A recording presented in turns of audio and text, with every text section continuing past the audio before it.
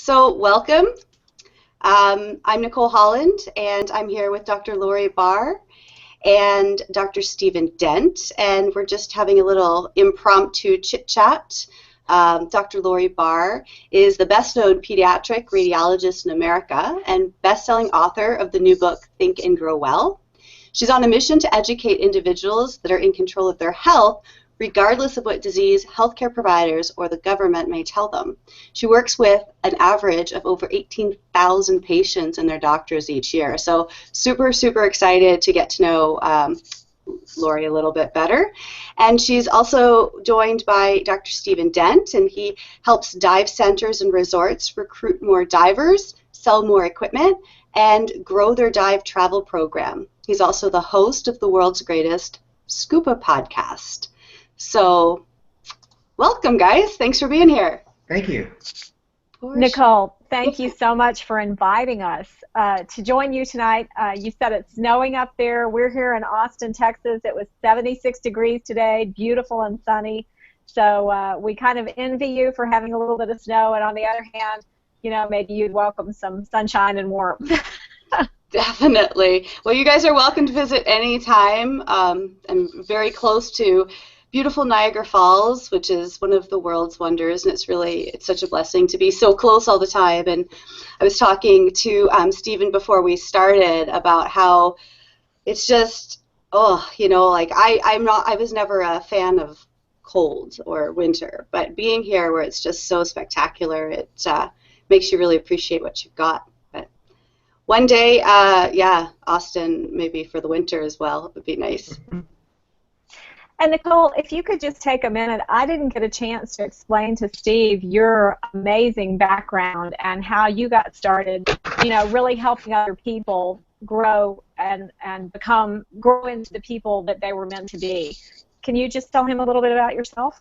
Definitely. Thank you for asking. I'd love to.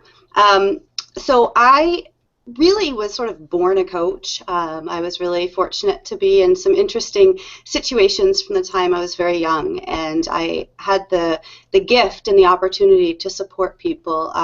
My younger brother was diagnosed with cancer when I was just about 12, and so through that we became involved with an organization that supported children and their families.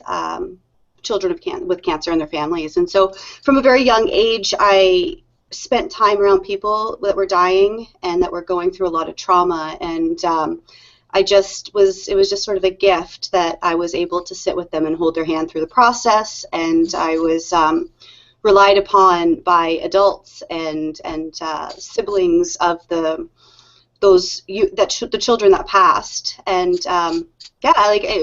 it was a gift. And I found myself drawn to people throughout my youth and my young adult years who were in some sort of pain or loss and sort of gravitated to me, and I was able to hold space for them and support them through their processes. And I didn't really know what this was. It was just who I was, right? So when I was a corporate trainer for a while overseas, and I really enjoyed that. And then I sort of just needed to disconnect, and I did some bartending for a bit and moved to California and wanted to be in the sun, and then I decided that I really loved helping people and I wanted to do massage therapy.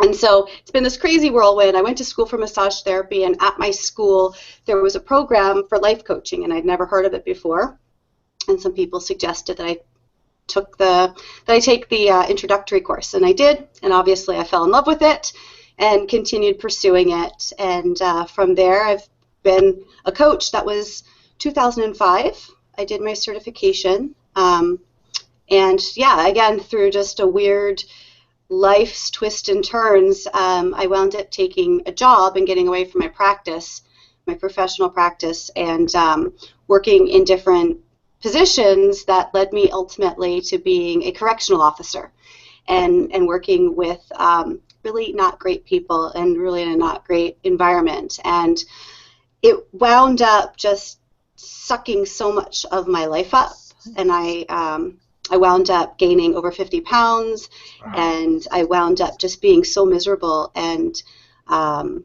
Yeah, like there's no words. It was hell. That's how I describe it, as I was living in hell for about 8, 9 months before I said enough. And so I actually quit my job and I've decided to get back into coaching full time. And while I love working with children and family in crisis, that really was my niche before, and I'm super passionate about it. I realized that my calling right now is to support other women who wind up getting in jobs and staying in jobs that are killing them, and they just need a way out. And that's where I'm at right now. Great. That's Sounds awesome. like you have a lot of experience to speak from. Yeah, it's it's just I'm coming into it, so it's exciting. And Lori, tell me a little bit more about where you're going now. Well, what I've found is, I've practiced medicine for 30 years, and what I've found is the way we're trained in Western medicine, doctors have very little incentive to change because there are so many external forces that control the way you practice. So I decided that my first attempt to help people get healthier and live more vitally would be to reach the end users, the people who could read and were interested in taking care of themselves, and teach them the decision points where whatever decision they made, really their life was in the balance. They could make a good decision or a bad decision, but either way they were either going to support their health or diminish their health with that decision, just like the decision you just described in your job. You described how the energy was just drained out of you because it was such an overwhelming environment with a punitive system, with people who didn't want to change. And that's exactly the type of decisions that we sometimes make, not foreseeing those circumstances, and then to have the awareness to turn around and make a difference. I thought that was very important to teach people about. Well, what I discovered is there are a lot of physicians who don't even take care of themselves very well, and I have had different times in my career where I have definitely sacrificed either my physical health or the way I ate or my religious practices or our relationship, as a couple, in order to put my work first. And what occurred to me is, how can a patient take a doctor seriously if we're not taking care of ourselves? Mm-hmm. So as I've been reflecting on that question, now I'm really dedicated to reaching out to physicians who are at risk of burnout and who are ready to make a change in the way they're living so that they have a fully robust life. They can leave a legacy when they're done with their career, and they can look back and say, wow, I didn't have to sacrifice my family. I didn't have to sacrifice my body. I didn't have to sacrifice my spirit. I totally enjoyed my career. And yes, I'm so glad I became a physician. So Awesome. That's what I'm doing, and as the doctor's mentor. Very nice. So you work with doctors one-on-one then to help inspire them to be healthy, or is it yeah? That's correct. I coach physicians personally and professionally. I can coach them in their business or personally consult with them on that. Awesome. And I have a podcast coming out in February. Yay! Yeah. And how would somebody sign up for that? Or on iTunes, and that's, you just search for The Doctor's Mentor on iTunes. It'll be up and coming in February. Awesome. The Doctor's Mentor. I will definitely take a look at that. Thank you. For sure. And would you like to introduce your partner and maybe ask him some great questions? Well, when we discussed having this little webinar, one thing that people don't realize, and Steve and I have both learned this by listening to great podcasts and also just reviewing great interviewers, looking at how they do things. And really, if you're going to have a one-on-one interview with somebody, there's some specific things that you as the host can bring to the table, which can be very important in making sure that your audience has a great experience with your guest. Your guest may be an introvert. They may be very great in their book, but they may not feel comfortable on a TV camera, like we're doing here with the webcam, with the Google Hangout. They may not feel comfortable even talking about what they do. They may not know what a soundbite is. So you can actually guide their whole interview process so that your audience gets what they need. And I think the most important step that an interviewer takes in order to make the guest look good is to truly take an interest in the guest and do your homework. Study what they're good at, study what they put out there, and then look at your audience as the host of your webinar or your podcast or whatever it is you're bringing forward, and then say, how would my audience, what is the most important thing my audience could learn from this person? And now if I put myself in the place of my ideal customer, what questions would I ask of this guest? And serve as that medium to do that. So that's, doing the homework, I think, is the first step. Steve, what do you think is the second step?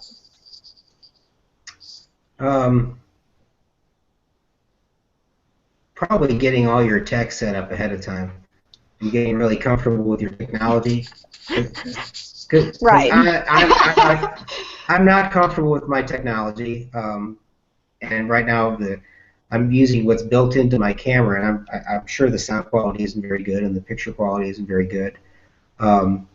So I think taking the time to plan it out and get the space set up and do things like this with somebody before you're actually on will make you come across really, much better. You'll have a much better product, and the look and feel of the product is going to look professional, which is what you want to get across. It's that professionalism. Awesome. I think the other thing that's really important is just to have to do your homework, like Lori said, and just have, bring energy to the interview. That's something I've noticed I listen to a lot of podcasts. I don't do as many listen to as many video podcasts simply because I'm usually listening while I'm doing something else. I'm driving to work or grading papers or doing something like that. And you can tell the people that really care about the guests and have done the homework and have good questions lined up that they think that their audience would, or they know that their audience would want to know the answers to. So I think always keeping your audience in mind. What does your audience want, and how can we find that information out from our guest? Awesome. And actually, maybe might be worth mentioning that we don't actually have an audience right now. However, there may be people watching this replay. And so just to give you a little background on how we came to meet tonight, I just thought, you know what, I just feel like talking to someone. Let's just try it out. So this whole web presence is brand new for me, and having been in law enforcement for the last years and really quite isolated overall, coming out and speaking to masses and connecting with people that I don't know yet, it's kind of scary. And I'm actually very much an introvert, and I have to work really hard to overcome that. And I thought, what a great exercise to do that. So I wonder, this is completely unscripted and off the cuff and everything, but as you two know each other really well, I wonder if you might like to model a quick interview where, Lori, you could interview Steve? Are you comfortable with that, Steve? Sure. I'd much rather be the interviewee than the interviewer. Okay. All right. So let's take this from the premise that this webinar will be reposted and used for people who are really trying to figure out how to be good interviewers and interviewees. I think that's an easy thing. And before we start the interview, let's just talk a little bit about two other things that came up before we started. One was my tech failed. So where Steve mentioned always have a tech plan worked out, number two is always have a plan B in case your tech plan fails. In my case, I'm simply using my iPhone and a mic, and it's working just fine for this webinar. You might not want it, if you were doing television, but for a webinar, it works great. So that's one thing. The other thing is pay attention to lighting, pay attention to color. Notice that none of us are wearing anything that's really flashy. I've got a little flash coming in. I have some bubbles coming in on my picture over here. I don't know what that's from because I am in flat black with a blue shirt underneath. So I'm not sure what's reflecting there. But you can, don't wear really flashy plaids or stripy patterns. Don't wear clanking I actually have jewelry. plaid on because this was like But it's last not minute. the kind. It's not the kind that wiggles. Right. If you've ever seen anybody in a video where their clothes are wiggling when they're not, that's what you want to avoid. And then, pay attention to jewelry. You don't want to have a bunch of clanking bracelets or big earrings on because that'll introduce noise into the audio feed. And if you're going to use your material more than once, like if you want to take this video and then strip the audio off of it, because you can download your Google Hangout from YouTube and do just that. You can strip the audio of it, make an audio recording that you can, take the audio, release that as an MP3 recording, and then you can also have that transcribed, clean that up, and you have a nice little document about how to do an interview. So those are all possibilities that you can do if you just plan it a little bit ahead of time. So Steve came in, he adjusted the lighting, he made me get up and turn off one light behind me, made Nicole get up and turn off a light as well. And so those are just some little things. So another thing that's really important if you're going to interview somebody is, after you've done your homework, learn who they are and what they're comfortable revealing. You want to make sure that your guest knows that you've got their back, that if they fumble or if they lock up or if they become speechless, that you are going to be there to support them and carry them through for the audience. That is the job of the interviewer. So that should be communicated by email. You should give them an idea of the questions you're going to ask them. Ask them if anything's off limits. You're not a broadcast journalist. You haven't sworn to the journalist code, so you don't have to totally act like a journalist. You can definitely, be sensitive to areas where your guests may be sensitive to what they're revealing. And then make sure they realize the questions you're asking, what the purpose is. If the purpose of the interview is to get the listeners to respond to something and take an action, like let's say if we wanted everybody on here to, at the end of the webinar, go to a website and push a button, then we might want to plan stages in each of the segments of the interview that lay out the guest as the expert, establish them as the expert, which I can do as I introduce Steve, and then from there let him tell his story so that people know that he was just like them at one point in time, and then how they can make the same transformation he made. So that's the usual sequence if you're wanting to drive somebody to an action at the end. So let's just kind of demonstrate that. So today it's my pleasure to have as my guest Dr. Stephen Dent. Now, Steve is an amazing person. He has been a scuba diver for 37 years, but being in the water was not always easy for Steve. And that love of scuba diving morphed into his professional degree as a marine biologist and a marine paleontologist. And now he has merged those two things and created a fascinating thing called scuba science, where he educates people while they dive. And he helps dive locations and dive professionals really let their customers have a better experience in the process. And if you didn't know, he's the host behind that amazing podcast, The World's Greatest Scuba Podcast. So, Steve, I am so happy to have you on the show today. Thank you for being here. Well, thank you for having me, Lori. It's great to be here. So, as you know, my audience is doctors, and doctors are busy, but they also like to have a lot of free time, and they're wanting to make sure that they're safe as well as taking some risks so that they feel like they're getting that adrenaline rush they're used to. So it seems like scuba could be the perfect way to do that. Can you tell me, are there a lot of doctors that dive, and what drives doctors to dive, and what's the right way to get into diving and the wrong way to get into diving? Well, I've trained a number of doctors. They really like to dive. They like to snow ski. Diving is, to me, a lot more relaxing than snow skiing under most conditions. I think one thing is that the doctor needs to realize that there are three things that he or she always needs to keep in mind when they're diving. Number one, do they feel safe? Number two, do they feel comfortable? And number three, are they having fun? Because if they don't feel those, if they don't have those three things in mind, then they need to get out of the water. Or if the conditions change and they're no longer having fun, or they're no longer comfortable, or they don't feel safe, they need to end the dive. And there's nothing wrong. You've got to give up the ego and just say, okay, I need to end this dive in a controlled way and get out of the water because it's not going the way I want it to go. Have you ever had an experience like that where you've had to end a dive when you didn't expect to? Yes, on a number of occasions. I could tell stories all day, but it's hard sometimes to sometimes admit that, especially if like you're the dive instructor. And okay, time out here, time out. Since this is an educational video, Steve, I think you're doing something with your hand that is creating noise. Oh, I'm nervous. Okay.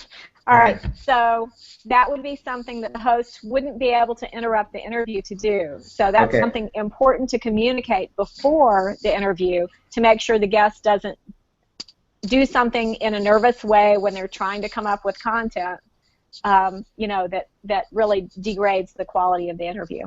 Okay. All right. Time in. You were going to tell a story about where you had to end a dive because it was so dangerous. Well, we were diving in the Pacific on an island group called Palau. It's an island nation. And we anchored, our dive guide anchored. There were 6 of us on the boat. And we looked over the side, and the current was really ripping. It was a really strong current, but we were all very experienced divers, and we thought, well, we'll just make it a drift dive. And one of the divers said something to the boat captain, said, be good to put out a safety line, which is along about 100 to 200-foot line on a buoy at the end of the boat, tied onto the boat. In case you miss the boat, you can come up and grab onto that line. And I looked over, and I'd done a lot of drift dives. I didn't feel that uncomfortable about it, but I did realize that I would not want to take my large camera and strobe system with me because I didn't need that extra drag and anything else to worry about. So normally I'd been doing a lot of photography that trip, so I left the strobe on the boat, and we descended down the line. And then one of the divers in our group either lost his grip on the line or decided to let go of the line, and he took off with the current. And so we all peeled off after him because one of the rules is you stay with your buddy or you end the dive. And we're flying along, literally feels like we're flying along, and it's great. It's a very exciting dive, very adrenaline filled, until I look up and the scene ahead of me is just a large blue screen, and it was the end of the reef. And as we got to the end, the current took a downturn, like an underwater waterfall, and we went from 80 feet to 110 in about, probably 2 or 3 seconds. So I grabbed my dive buddy's tank valve and motioned for them to get up because it was no longer safe and it was no longer fun, and I was very uncomfortable. So we just swam at an angle, and we kept swimming and swimming, and we didn't make any progress. It seemed like forever. And finally, after probably 15, 20 seconds, we had swum at an angle away from the current so we could slowly ascend. And in a short time, we were back at the surface. And fortunately, all of our group had made it out of that also because we were experienced. And we met back on the surface, and the captain of the boat was a good captain. He had followed our bubbles and was there to pick us up shortly afterward. So that's a reason. The other thing I really think that's important, I've seen this especially with doctors, is many times they will want their significant other to learn to scuba dive with them because they have so much fun diving, and this goes for anybody. But if somebody really doesn't want to dive, you should not force them into it. Don't try to guilt them into it. If they're not comfortable, they shouldn't be in the water. I've seen situations where people that really shouldn't be diving ended up getting certified, and in one case became a fatality simply because somebody else wanted them to dive so badly, and they really were doing it just for the other person. So it's something you want to do for an innate reason within yourself. You want to take the diving because it's something you wish to do. Awesome. So it sounds like that doctors who want to dive should consider several things. Do they have somebody they'd like to dive with who also wants to dive?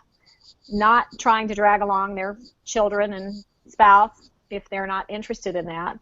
And then also go ahead and realize that there are innate risks underwater that are different from every other environment. And the more you learn about those risks before you get in the water, the better chance you have to survive if an unexpected disaster does occur. Is that what I hear? That's correct. One other thing that's kind of special to physicians is all diving training agencies require you to fill out a health form because there are certain conditions that are contraindicated for diving. And it's very important to be honest on that because you don't want to have someone, you don't want to hurt yourself if you've got a condition that's not going to work if you're diving. And several times I've seen physicians just either sign off their own form or they sign each other's forms in a class, and that's not really doing justice to them or their dive instructor. They really need to take that aspect of it seriously. So physicians need to realize that they should follow the rules and actually go see an objective doctor rather than having a buddy or signing off on their own form. Right? Exactly. Right. And just for some in the audience who may not be that familiar with diving, what are those common conditions that would make diving not a safe thing to do, medical conditions?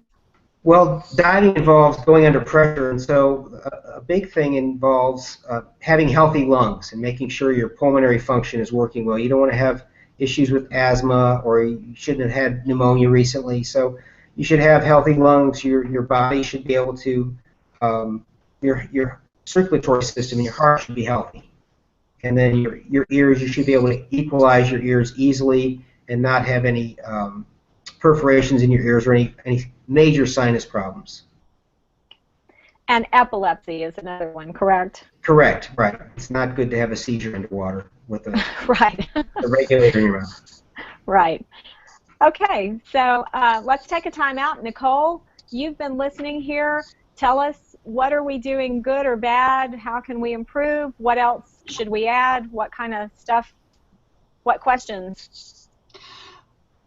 Well, as I'm not a diver, I've got some medical conditions that have prompted me not to have an interest in going under. Major sinus things going on. I hate to fly. I really don't know enough that I could ask you questions. However, I will say that it's been really informative and really interesting for me. And yeah, when you're talking about the end of the reef, oh my gosh, I was like, I can picture watching a movie and being like, oh my goodness, don't go further. So it was very compelling. Yeah, I can't even imagine. Super compelling, and I really can't think of anything constructive. I've just really been enjoying the information. The only thing that's been a distraction to me is just the technology, but the content's been really interesting, and it's not scripted. This is just totally off the cuff, so it's been great.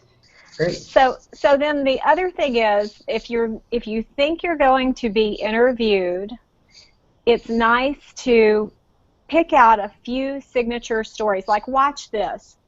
So Steve, for people who haven't ever really considered diving or who might have been afraid of the water, can you just share a little bit about how your first experience with the water and who you have to thank for getting interested in diving and all that? Sure. I was, I don't know, first grade, maybe kindergarten, second grade. So I was very young, and my mother took me down to the pool at the end of our street, about 10 houses down, and signed me up for swimming lessons. And I took swimming lessons the first year. We started out in the beginner's class, and we went through little groups A through B through etc. The summer finished. I had not finished the beginner's group, and my mother thought I had. And the next summer, she signed me up for the advanced beginners class, which I was mentally not ready for because you had to swim in water that was over your head. And the first day, they had us get in the pool and swim across the width of the pool in water that was over the head, and I was panicked. I was scared. I was crying, hanging onto the rope, dragging myself across the rope. The lifeguards were saying, "Let go of the rope, let go of the rope." And I did this about 2 days, and I was really uncomfortable. I did not want anything to do with the water. Fortunately, my mother loved the water, and she knew that I listened to my grandfather. So my father's father, my paternal grandfather, came down with me to watch me at swimming lessons. And I went into the pool and came up to the fence and was talking to him before class started, and he said, "So, can you swim in the shallow water?" And I said, "Sure, Grandpa, I can swim in the shallow water, but I can stand up if I need to." And he said, "Well, if you can swim in the shallow water, you can swim in water that's 100 feet deep or deeper. You just have to do what you would do, be swimming in the shallow water. Do what you're doing when you're in the shallow water." He said, "Can you try that for me?" And I said, "Okay, Grandpa, I'll try that for you." So they told us to get in the water, and I got in, and I just thought I was in the shallow water. Again, the power of your mind. And I started swimming, and I swam across and came back across, and I was so excited to get out and told him. And then I just went on to take all kinds of swimming lessons. I really enjoyed it. I continued that. I became a marine biologist, and been scuba diving 37 years now. And I can thank my grandfather because of that. And it's just one of those things. I had to, in college, I went down to the Florida Keys and actually ended up swimming in water that was several hundred feet deep off a boat. And I had to send him a postcard to tell him, "Hey, Grandpa, this water that I was swimming in was several hundred feet, and you were right, I can do it. Doesn't matter how deep the water is." So that made a big effect on me. And not only that, but I've met several of your students over the years, Steve, and all of them talk about how encouraging you are when they're facing challenges and mastering the dive experience. And I think that comes from that compassion that your grandfather, and that, it's like you could rely on your grandfather's confidence until you gain the confidence yourself. And that's what you communicate to your students. And I know that's what you're helping other dive instructors to do in their programs, in their stores. So that is massive. I mean, think about the impact of one man, your grandfather, how that's come through and for so many people in all these years. That's true. He had a big impact. So, Nicole, that was an example of, if you know signature stories that highlight certain aspects of what you offer in your program, or what you're trying to achieve with the webinar or with the interview, then you can, make sure that you can present that in a timely fashion.